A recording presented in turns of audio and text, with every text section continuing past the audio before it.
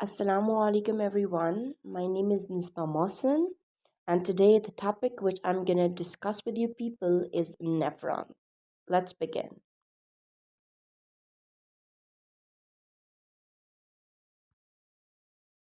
अच्छा, अब नेफ्रॉन्स क्या चीज़ है? Nephron is basically structural and functional unit of kidney. Simply अगर मैं आपको बताऊं तो जो नेफ्रॉन्स है ना वही किडनी का स्ट्रक्चर भी बनाते हैं, वो किडनी का फंक्शन भी बनाते हैं. इसलिए अगर नेफ्रॉन्स नहीं है तो किडनीज नहीं है आपके पास. ठीक है, सिंपल. नंबर ऑफ नेफ्रॉन्स, कितने नेफ्रॉन्स हैं हमारी ह्यूमन बॉडीज की किडनीज के अंदर? As we know that we have a pair of kidneys. हमारे पास दो किडनीज होती हैं. सो हर एक किडनी के अंदर it's about 1 to 1.3 million nephrons होते हैं. एंड ये कब डिक्रीज करते हैं, इनका नंबर का नेफ्रॉन्स कब डिक्रीज करता है? At the age of 45 to 50 जब आप होते हो तो इसका एज जो है वो हमारे पास 0.8 to 1% डिक्रीज करता है ईच ईयर. ठीक है. अच्छा, नेफ्रॉन के पार्ट्स कितने हैं? पार्ट्स ऑफ नेफ्रॉन्स, तो नेफ्रॉन के बेसिकली टू पार्ट्स होते हैं. एक होता है रीनल कॉर्पसल एंड एक होता है renal tubule. And you can see the diagram as well, it's shown here also. अच्छा, रीनल कॉर्पसल्स क्या चीज़ है? रीनल कॉर्पसल हमारे पास एक स्लाइटली फ्लैटेंड स्ट्रक्चर है जिसका डायमीटर इज अबाउट 200 माइक्रोन और इसका फंक्शन जो है that is filtration of blood. ठीक है, और फिल्ट्रेशन ऑफ ब्लड जो है ये हमारे पास फर्स्ट फेज है यूरिन फॉर्मेशन का. ठीक है, slightly flattened structure, 200 diameter, and function is filtration of blood. And you can see the diagram.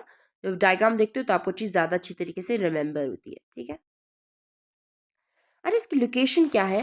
जो रीनल कॉर्पसल्स होती हैं that's basically located in cortex of the kidney, but it's not near the peripheral और medullary reason. ठीक है, तो हमारे पास किधर होती हैं corpuscles? It's in cortex. Structure of renal corpuscles क्या है? रीनल कॉर्पसल्स जो है वो हमारे पास दो पोर्शन में है उसके. एक आता है glomerulus and second is Bowman capsule. ठीक है. अच्छा, ग्लोमेरुलस क्या चीज़ है? ठीक है, ग्लोमेरुलस आप सबसे पहले इस डायग्राम को ज़रा अच्छी तरीके से देख लें, उसके बाद मैं आपको बाकी बताती हूँ. Glomerulus is a tuft of capillaries and enclose by the Bowman capsule. Tuft का क्या मतलब होता है? Basically it's a bunch of capillaries. एक आप सिंपल, अगर मैं आपको बहुत सिंपल अल्फाज इस्तेमाल करूँ, ये गुच्छा है कैपिलरीज का. ठीक है, जो हमारे पास किसको इंक्लोज करता है? बाउमेन कैप्सूल को इंक्लोज करता है.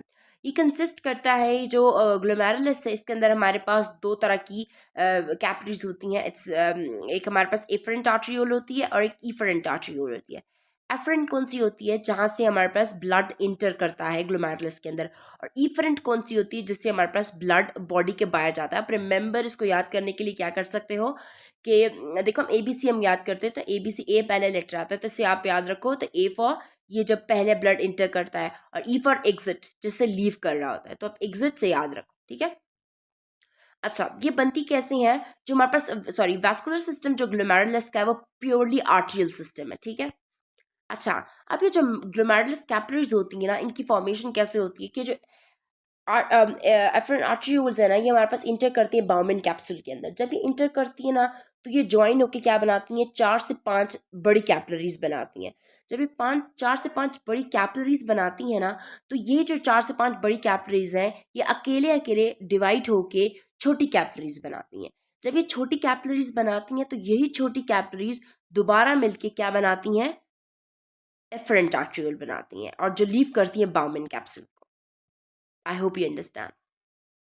इसका डायमीटर कितना है? ठीक है, जो इफरेंट और एफरेंट आर्टरियोल है, जो हमारे पास ए वाली आर्टरी है, एफरेंट आर्टरी, उसकी उसका डायमीटर हमारे पास ज़्यादा होता है. मतलब उसका जो आर्टरी है वो खुली ब्रॉड होती है थोड़ी सी एज कम्पेयर टू इफरेंट. ठीक है, क्योंकि ब्लड आना वहाँ से होता है और यही चीज़ प्रूव करती है कि जो ग्लोमेरुलस है वो फिल्ट्रेशन का काम करता है. ठीक है. एंड आप दोबारा ग्लोमेरुलस को देख लो एक दफ़ा. देखो इफरेंट कहाँ है, एफरेंट कहाँ है, where's capillaries, where's Bowman capsule. So it will help you in remembering things. अच्छा, what is functional histology of glomerulus? ठीक है. अच्छा, अब फंक्शन हिस्टोलॉजी आपको लग रहा है शायद मैं आपको बता रही हूँ इसका फंक्शन क्या है. No, it's not function. Histology mean study of microscopic study of tissues. ठीक है, जब आप इस चीज़ को स्टडी करते हो, इसके अंदर कौन से सेल इस्तेमाल हुए, कौन से टिश्यूज इस्तेमाल हुए, तो उसको हम हिस्टोलॉजी कहते हैं. ठीक है. तो ग्लोमेरुलस जो कैपिलरीज है उसके अंदर सिंगल लेयर होती है इंडोथीलियम सेल्स की. ठीक है, जो हमारे अटैच होते हैं बेसमेंट मेम्ब्रेन के साथ. और इंडोथीलियम जो है उसके अंदर बहुत छोटे से स्मॉल पोर्स होते हैं उनको या तो हम फिनेस्ट्रा कहते हैं या फिर हम उनको फिल्ट्रेशन पोर्स कहते हैं, ठीक है। और इनका डायमीटर इज अबाउट 0.1 माइक्रोन। अच्छा, नेक्स्ट इज बाउमिन कैप्सूल। हमारे पास जो रीनल कॉर्पसल था उसका एक पोर्शन था glomerulus, that is finished, and second was Bowman capsule जो मैं अभी आपको बता रही हूँ। अच्छा, बाउमिन कैप्सूल क्या चीज़ है? Bowman capsule is a capillary structure which encloses the glomerulus, ठीक है। बाउमिन कैप्सूल, देखो मैंने आपसे कहा था ना कि ग्लोमेरुलस क्या होती है, एक गुच्छा, एक बंच ऑफ कैपिलरीज है। अब उन बंच ऑफ कैपिलरीज को, एक टफ्ट ऑफ कैपिलरीज को पकड़ने, होल्ड करने के लिए भी कोई चीज चाहिए ना। तो वो जो चीज है ना जो उस कैपिलरीज को अपने अंदर होल्ड करके रखती है, दैट इज बाउमिन कैप्सूल, ठीक है। अच्छा, it is form by two layers. ये हमारे पास दो लेयर से बनी होती है, एक होती है inner visceral layer and second is outer parietal layer, ठीक है। अच्छा, जो दो लेयर है बाउमिन कैप्सूल की, inner visceral layer and outer parietal layer, तो विसरल लेयर होती है ना वो कवर करती है ग्लोमेरुलस कैपिलरीज को, ठीक है। और जो पेरिटल लेयर है वो किस चीज को कवर करती है? जो हमारे पास ट्यूबुलर पोर्शन है नेफ्रॉन्स का ना, मैं आपको as I told you before, जो नेफ्रॉन्स है उसके दो पोर्शंस हैं, एक है renal corpuscle and renal tubule. जो पेरिटल लेयर है ना बाउमिन कैप्सूल की, वो रीनल ट्यूब्यूल को इनक्लोज करती है, उसके ऊपर होती है, ठीक है। अच्छा, अब बाउमिन कैप्सूल का डायमीटर कितना है, ठीक है। आप एक दफ़ा बाउमिन कैप्सूल डायग्राम में अच्छी तरीके से देख लो। अच्छा, इसका जो डायमीटर है इट्स अबाउट 200 माइक्रोन। और इसकी फंक्शनल हिस्टोलॉजी क्या है? इसकी फंक्शनल हिस्टोलॉजी ये है कि इसकी जो दोनों लेयर होती है बाउमिन कैप्सूल की, वो हमारे पास फ्लैटन एपिथेलियल सेल से मिलकर बनी हुई होती है।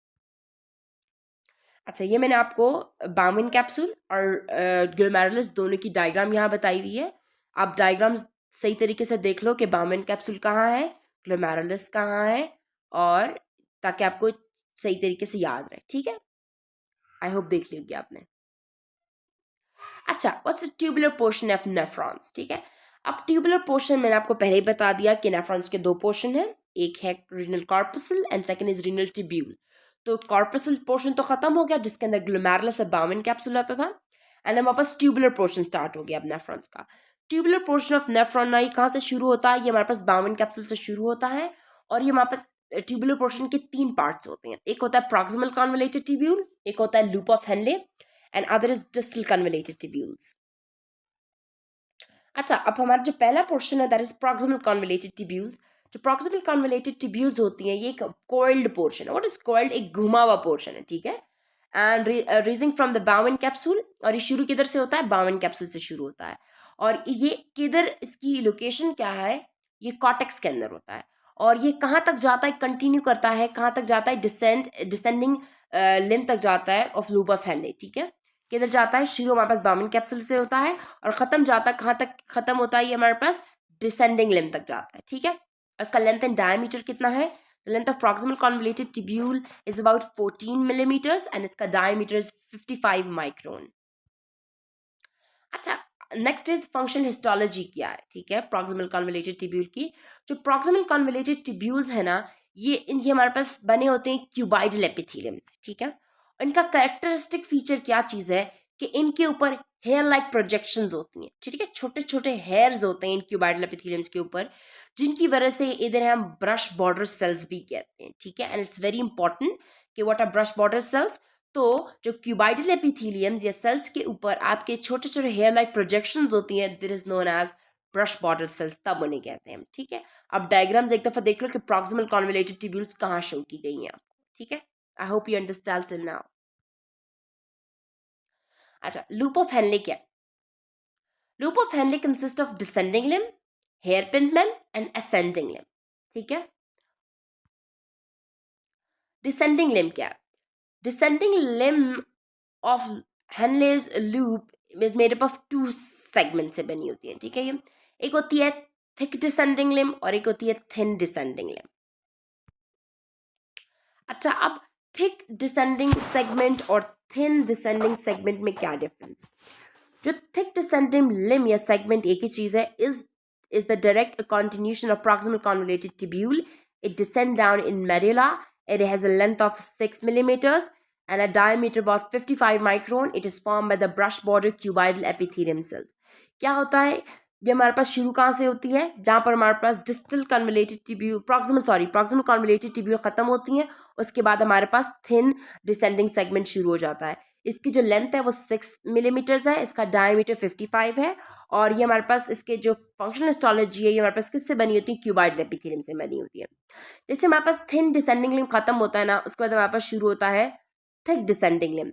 जो थिक डिसेंडिंग सेगमेंट है ये हमारे पास क्या है, किस चीज़ से बना होता है, थिक डिसेंडिंग सेगमेंट है ये हमारे पास फ्लैटन एपिथेलियम सेल्स होते हैं, और ये हमारे पास विदाउट द ब्रश बॉर्डर्स होते हैं, और ये कंटिन्यू करता है हेयर पिन बेंड को, ठीक है।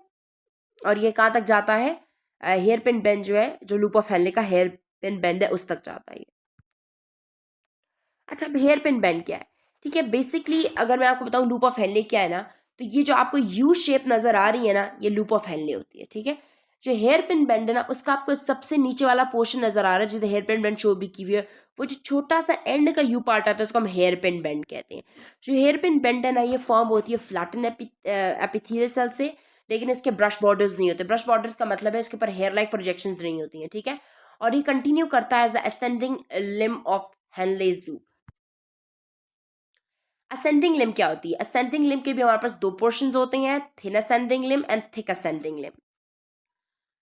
अच्छा, थिन असेंडिंग लिम्ब जो है ये हमारे पास शुरू होती है किधर से, हेयर पिन बेंड से, और ये हमारे पास इसके अंदर लाइन फ्लैटन एपिथेलियल सेल्स होते हैं, लेकिन इसके बाद विदाउट द ब्रश बॉर्डर्स, इसके साथ भी ब्रश बॉर्डर्स नहीं होते हैं। इनका डायमीटर इज अबाउट 15 माइक्रोन, ठीक है।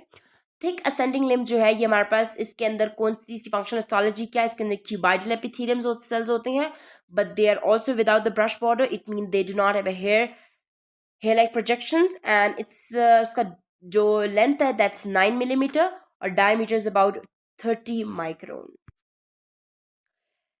डिस्टल कन्वलेटेड ट्यूब्यूल, ठीक है, आप पहले डायग्राम देख लो। डिस्टल कन्वलेटेड ट्यूब्यूल्स आपको कहाँ शो की गई हैं। Distal convoluted tubule is a continuation thick ascending limb. Distal convoluted tubule कहाँ से शुरू हुई हैं, थिक असेंडिंग लिम्ब से शुरू होती है। ये ऑक्यूपाई करती है कॉर्टेक्स ऑफ किडनी, किधर होती हैं, कॉर्टेक्स में होती हैं किडनी के, और ये कहाँ तक जाती है, distal convoluted tubule collecting ducts तक जाती हैं। इनका जो लेंथ होती है दैट्स अबाउट 14.5 टू 15 मिलीमीटर्स। इनका डायमीटर जो है वो 22 टू 55 माइक्रोन है, ठीक है। कलेक्टिंग डक्ट्स क्या, डिस्टल कन्वलेटेड ट्यूब्यूल जो है वो कंटिन्यू करता है initial collecting ducts which is in cortex. जो कलेक्टिंग डक्ट्स है ना वो आधी कॉर्टेक्स के अंदर है, आधी मेडुला के अंदर है। जिसका शुरू का डिस्टल पोर्शन है वो हमारे पास कॉर्टेक्स के अंदर लाई करता है, लेकिन उसका जो कलेक्टिंग डक्ट का जो लोअर पोर्शन है वो मेडुला के अंदर होता है। जब 7 to 10 इनिशियल कलेक्टिंग डक्ट्स मिलती है ना, तो हमारे पास वो मेडुला से पास करती हैं, ठीक है। वो एक स्ट्रेट डक्ट बनाती हैं और वो मेडुला से पास करती है। इसकी जो लेंथ है ना वो हमारे पास 20 to 22 मिलीमीटर्स होती है, एंड इसका डायमीटर जो है ना वो वैरी करता है between 40 to 200 micron. Collecting duct जो है वो किस चीज़ से बनी होती है, वो क्यूबाइडल से बनी होती है, क्यूबाइडल एपिथेलियम से, या फिर कोलमनर एपिथेलियम सेल से मिलकर बनी हुई होती है, ठीक है। अच्छा, मैंने आपको नेफ्रॉन्स की पिक्चर शो की है यहाँ पर, ताकि आपको क्लियर हो जाए कि कौन सी चीज़ कहाँ है। एकदम मैं आपको पढ़ के भी सारा बता देती हूँ। सबसे पहले मैंने आपको बताया कि नेफ्रॉन के दो पार्ट्स हैं, renal corpuscle and renal tubules. Renal corpuscle के अंदर बाउमेन कैप्सूल और ग्लोमेरुलस आता है, that is shown in the diagram. This is the capillaries आपको शो की है वो ग्लोमेरुलस है, एंड जो एक कप है कैप्सूल शेप है दैट इज बाउमेन कैप्सूल।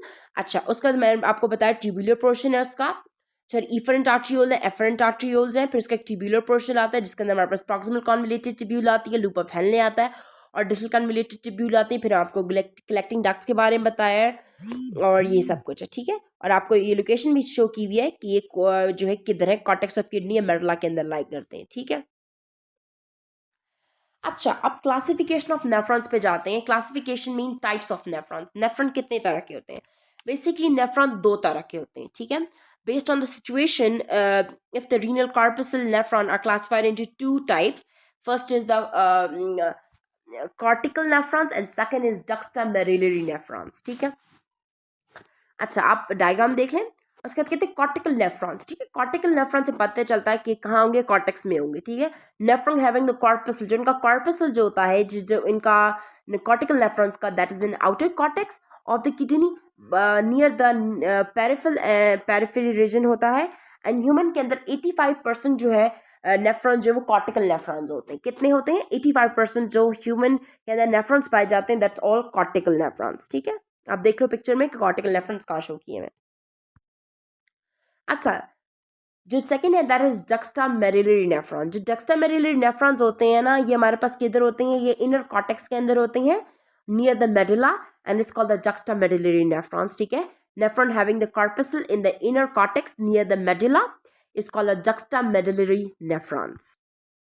और ये मैंने आपको एंड में पिक्चर भी शो की हुई है, आप इसको दोबारा देख लो। कॉर्टिकल नेफ्रॉन्स कहाँ है, जक्स्टामेडुलरी कहाँ है, कॉर्टेक्स जो होते हैं वो आप देख लो, जक्स्टामेडुलरी देख लो, रास्ता रक्टा शो की गई है, loop of Henle and collecting ducts में शो की गई है, ठीक है।